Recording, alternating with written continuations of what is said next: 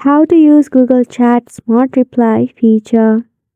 So for this, you have to first and foremost open in Google Chat by searching in your browser mail.google.com.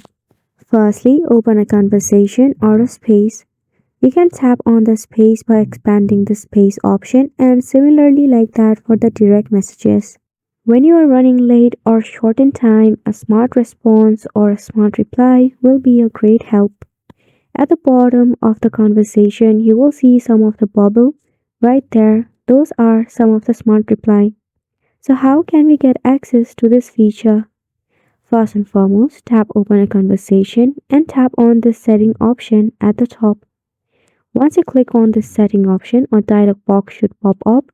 From here, you have to scroll down until you see the option of smart reply or smart response. You have to simply go ahead and tap on this box icon. If it looks empty like this, simply give it a tick mark. And as it says, it will suggest some of the replies according to the message received.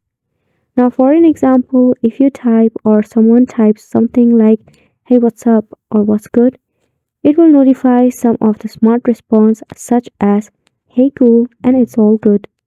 Isn't it such a cool feature? And definitely saving some time for you as well. So make sure to go ahead and give this feature a try. And thank you so much for tuning in.